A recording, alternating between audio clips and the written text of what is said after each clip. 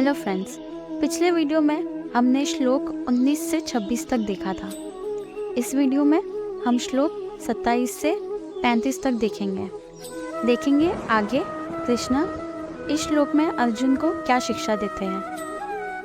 भगवान श्री कृष्ण अर्जुन से कहते हैं, सभी गतिविधियाँ प्रकृति के गुणों द्वारा संचालित होती हैं, लेकिन जो लोग शरीर की झूठी पहचान से भ्रमित होते हैं वो सोचते हैं कि मैं ही करता हूँ। श्री कृष्ण कहते हैं कि सात्विक, राजसिक और तामसिक 3 तरह की प्रवृत्तियाँ होती हैं। फिर उनके गुण विभाग और कर्म विभाग होते हैं।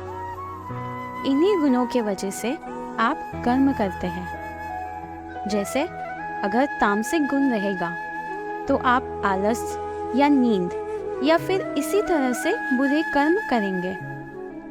राजसिक गुण वाले हर बात में बहादुरी और शौर्य दिखाएगा, और जो ज्ञानी होते हैं वे जानते हैं कि गुण उनसे कर्म करवा रहे हैं।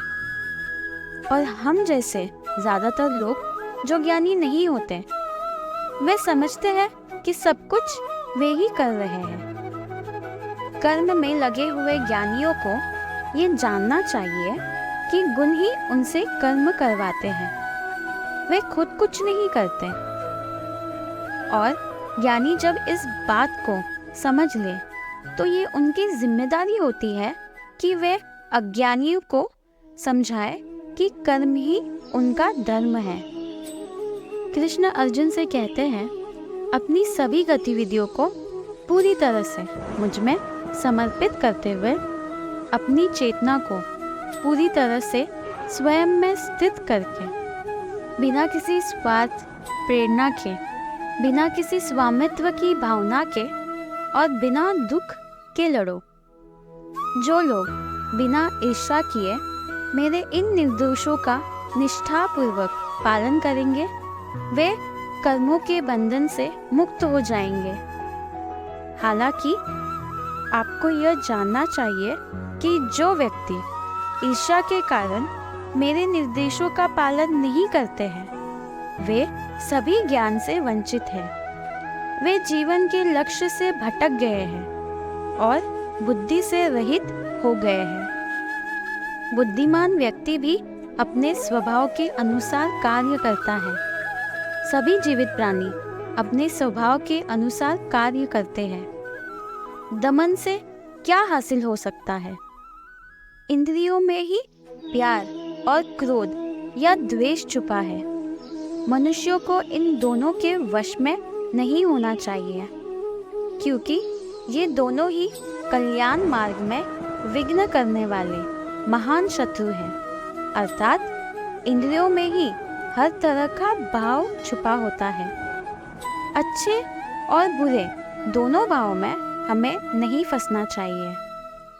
काम, क्रोध, लोभ और मोह को हमेशा हमें अपना शत्रु मानना चाहिए। किसी दूसरे के कर्तव्यों को पूर्णता से करने की अपेक्षा अपने स्वयं के निर्धारित कर्तव्यों को अपूर्णता से करना बेहतर है।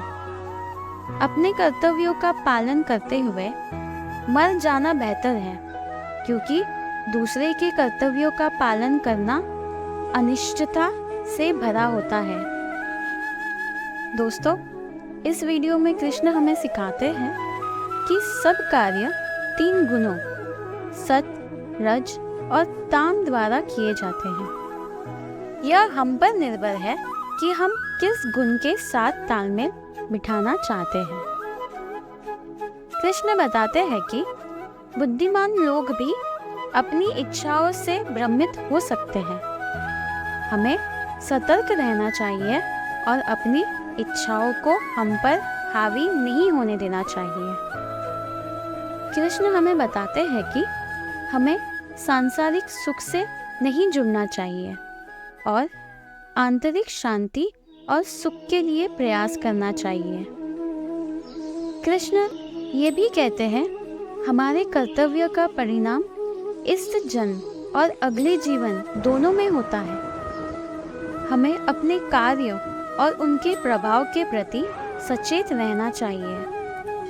कृष्ण हमें याद दिलाते हैं कि किसी और के धर्म को पूरी तरह से करने की तुलना में अपना धर्म अपूर्णता से निभाना बेहतर है। सो दोस्तों, आपको हमारा वीडियो कैसे लगा ज़रूर बताना कमेंट बॉक्स में। हम फिर हाजिर होंगे एक नए वीडियो के साथ। तो आज के लिए बस इतना ही। Please like, share and subscribe to my channel.